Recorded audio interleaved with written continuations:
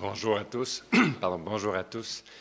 C'est un grand plaisir d'être avec vous aujourd'hui. Et quand vous voyez la passion qui est en arrière de Chris, de JS, des entrepreneurs qui sont en bas, vous comprenez pourquoi toute l'équipe de Teralyst est heureuse de faire ce que l'on fait à tous les jours. C'est cette passion qui nous nourrit. Aujourd'hui, en fait, je vais prendre l'opportunité de vous présenter deux annonces. Une première annonce qui est avec, avec le fonds Celtic House, qui est un fonds qui a été créé, dans lequel nous avons investi 25 millions, qui est Celtic House 4. On a Pierre-André Meunier quelque part dans la salle, dans le fond debout.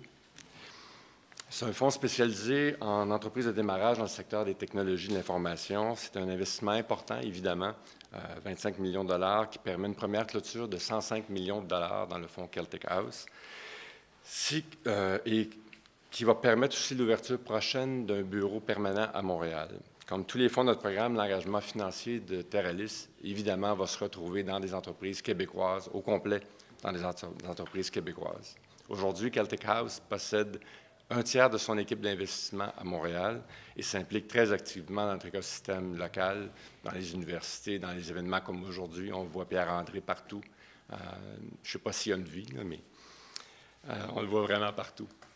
Maintenant, parlons du deuxième investissement que nous annonçons.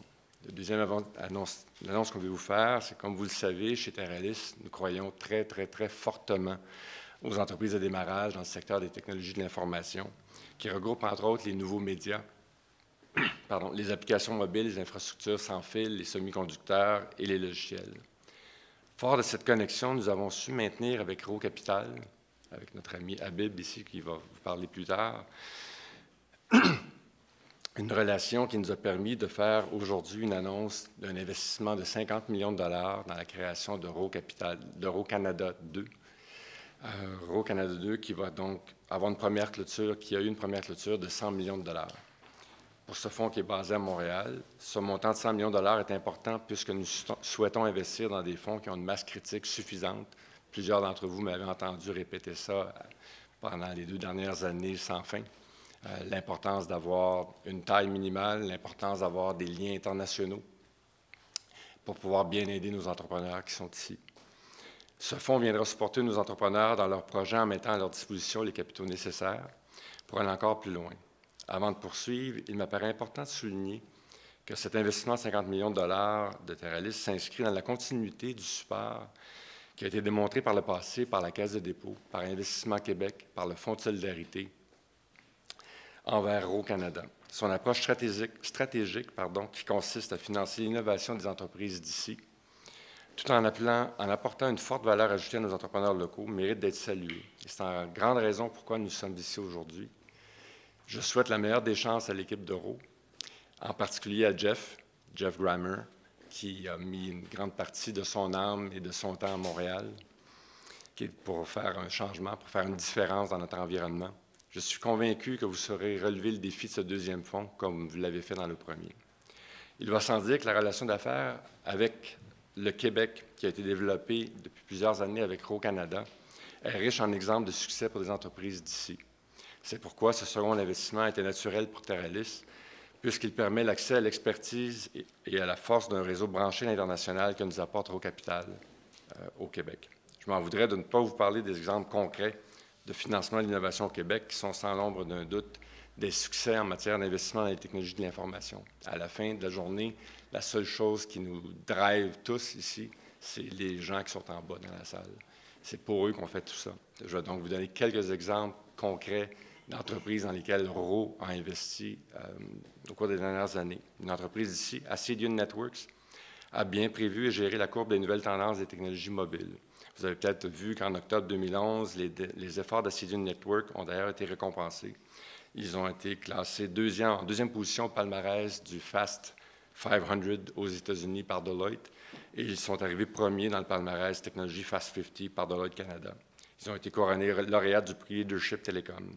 Ce bel exemple de succès illustre la vision stratégique de Rowe, qui investit et supporte des entreprises innovatrices telles qu'Ascedian Networks.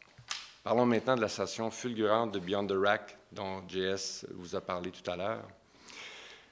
Cette entreprise qui permet aux internautes de se procurer des vêtements griffés à des prix beaucoup plus réduits, avec plus de 2 500 000 membres, 335 employés et en direction vers une couple de centaines de millions de dollars de ventes.